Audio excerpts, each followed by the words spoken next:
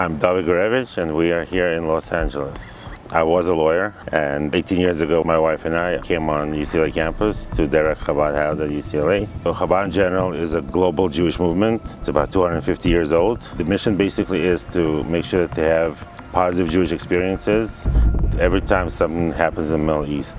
It spills over into campus. I think there's an entrenched anti-Israel sentiment in academia in general, and UCLA is certainly no exception to that. From day one of the encampment, we had our students reporting being assaulted, being harassed. People were wrapped up and masked up. Some students and some were not. They had their own shields that they made.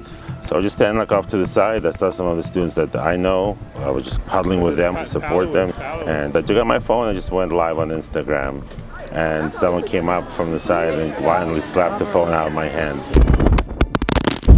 But, this one particular person was very aggressive. Pedophile rabbi. Back off!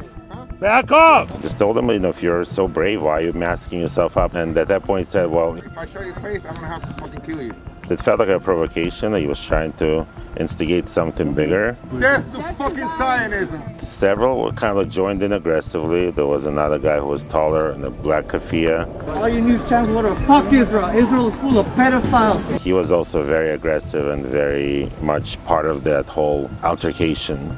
It was a little upsetting that the whole thing was happening right in front of the police line, actually. I came up to one of the officers. I asked him, they're talking about killing me. Is there ever going to be any arrests made for this kind of behavior? I mean, this is not beyond assault. And he said, well, we're here to de-escalate. That's our main thing.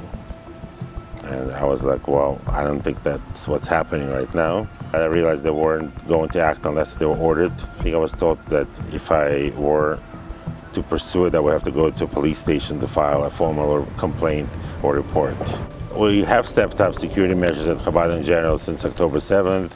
We have an armed guard now at every Friday night Shabbat dinner. I think they fumbled it. They really did not do a proper response. I wish they would have enforced their own rules and regulations. That simple. They always lecture students about microaggressions, but I think what they allowed in this case was macroaggressions.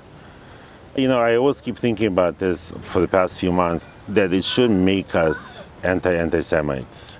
It shouldn't be the defining part of Jewish identity that we're just fighting those who hate us. We have so much positivity and so much good.